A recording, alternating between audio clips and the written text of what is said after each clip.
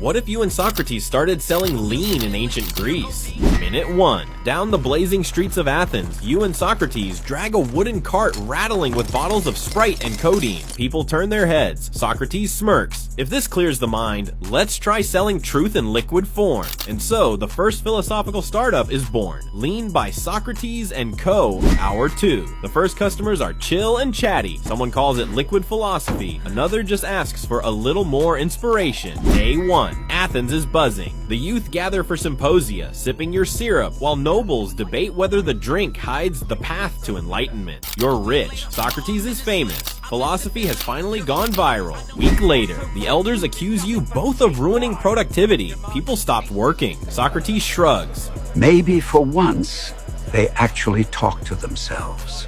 Guards take him away, and you're left with an empty cart and silence. A month later, your syrup vanishes from Athens, leaving only a legend about the drink that made people wonder where truth ends and pleasure begins. What if you sold Monster Energy in ancient Greece? Day 1. You show up at the first Olympics. You see a sprinter getting ready. He's drinking honey water for energy. You walk up and hand him a black can with glowing neon green claws. He chugs it. He feels an insane rush of energy. He wins the sprint by a mile. And even after the race is over, he just keeps running. Day 3. The sprinter's story gets around. Your monster drink is famous. A massive line forms at your stall. The honey water vendor next door gets 0 customers. Day 7. Socrates walks up to your stall. He squints at the can and asks, If the water in this can helps a man win, does the victory belong to the man or the water? You seriously want to throw an empty can at his head. Day 10. A group of Spartan soldiers marches up. Your customers all run off in fear, and you're terrified. They start inspecting the cans carefully and buy out your entire stock. Once they leave, it hits you. You made a lifetime's worth of money in a single day. What would happen if you were best friends with Socrates for 30 days? Day 1. You arrive in Athens. You see Socrates arguing with a skeleton selling baby oil. He say, if baby oil is your power, who are you? You interrupt him and say, without it. You both pause. Then you just kiss each other for no reason. Day 3. Now you guys are best friends. You start rage baiting random people together. People get mad and send you both to the corner. Day 7. You both approach a skeleton selling pizza. Socrates asks, if pizza is your power, you finish it. Who are you without it? You both lock eyes again. Day 10. Socrates approaches a man. He asks a question. You repeat it right after him. The guy leaves. Day 15. You and Socrates walk around the city, calling everyone good boy. Now people are getting angry. Day 30. The whole city is tired of you too. They kick you out of Athens. What would happen if you were stuck on a flight next to Socrates? Hour 1. You sit down on a long flight, ready to relax. The man next to you turns, smiles. It's Socrates. Before takeoff, he asks, tell me, what does it truly mean to arrive somewhere? Hour 4. You try to watch a movie. Socrates leans over. If the hero does not understand himself, is he truly the hero? You pause the movie and never unpause it. Hour 8. Meal arrives. He examines the tray carefully. If we call this chicken, but it inspires no confidence, is it truly chicken?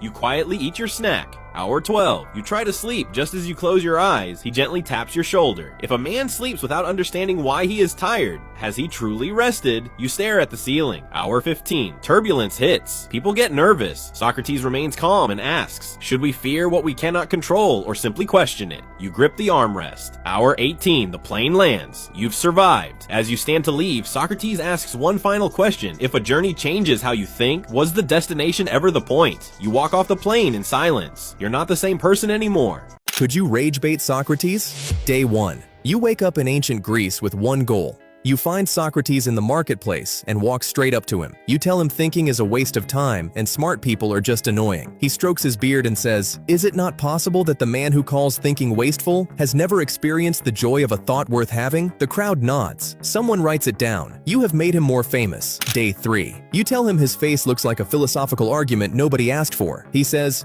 Perhaps the face is merely the soul's least interesting feature, and yet here you are, studying it. A man near the back is crying. Day 5. You abandon language entirely and make the most disturbing faces you can directly at him. Socrates watches calmly and says, "The man who has run out of words and arrived at faces is closer to honesty than most." You stop making the face. Day 7. You tell him everything he believes is wrong and nobody actually likes him. He smiles and says, "And yet you have spent a week seeking my attention. What does that tell us about you?"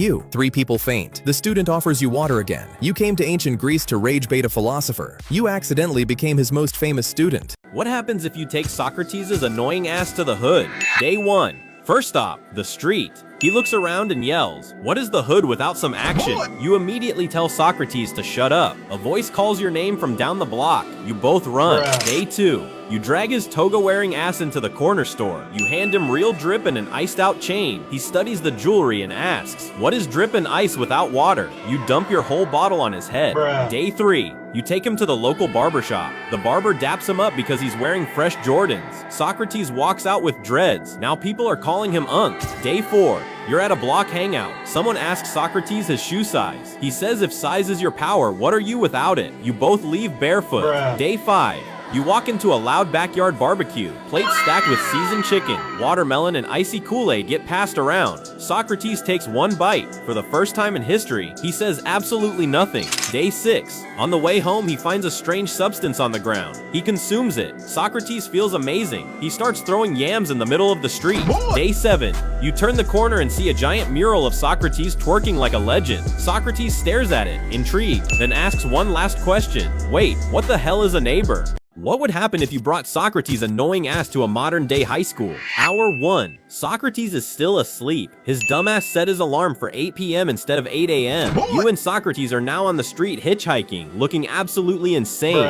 Hour 2. Socrates is literally sprinting down the hall to get to class on time. Freshmen are already calling him an NPC. When you finally sit down, you look up and realize the substitute teacher is fucking Plato. Plato instantly starts yapping about the ideal economical state of the world. Hour 3. You're about to leave first period when Socrates raises his finger and asks, "What is the value of learning without homework to carry beyond these walls?"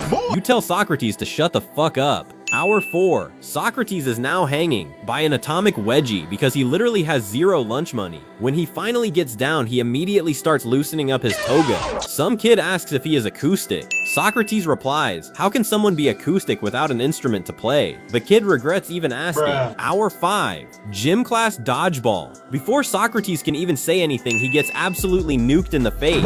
The whole class starts throwing dodgeballs his way. You join in because you low-key can't be associated with that foo. Hour 6. You realize Socrates is in too much aura debt, so you decide it's time to send his annoying ass back to ancient Greece. But before he leaves, he asks one final question. Wait, what the hell is 6-7? What if you Ragebait Socrates for 30 days?